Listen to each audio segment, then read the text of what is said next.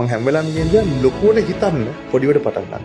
ගොඩක් දෙනෙක් ජීවිතේ ගමන පටන් ගන්න නැත්තේ බැරි නිසා නෙවෙයි, බය නිසා.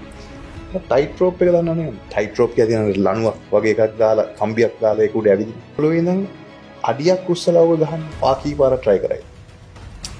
සමහරවට ෆස්ට් ටයිම් යන්නත් පුළුවන්. බොහෝ දුරට පුළුවන්. ඒක ලොකු අමාරුවක් නෑ. බැරි වුණත් ඔයා try කරනවා. ඕකම මීටර් 100ක් උස්සලා ගහන්න. නික්කමඩවත් try කරනවා. යන්න බැරි පුළුවන් පැත්තේ තියන්න try කරන්නේ නැහැ. ඇයිද? මොකද්ද වෙනස? බය වැටුණොත් කියන බය. අපේ ටාගට්ස් උස්සන්න ලොකු වෙන්න. උස වෙන්න. බය වැඩි. වැටෙන්න තියෙන තැන වැඩි. ඒ බයට තමයි ගොඩ දෙන්නේ අඩිය තියන්නේ. ජීවිතේ හොඳම දේ පොඩි ටාගට්ස් වලින් පටන් ගන්න. Tamanට පොඩ්ඩක් ඔරොත්තු දෙන වැටුණක් කමේ අඩිය වැටුණක් පොඩි දෙයක් වෙයි. එහෙම තැන්වලින් පටන් ගත්තොත් ඒ බය කියන එක නැති වෙනවා. ඊට පස්සේ අඩි 3ක් උස්සනවා, අඩි 6ක් උස්සනවා, අඩි 10ක් උස්සනවා. මොකද අපි යන ගමනත් එක්ක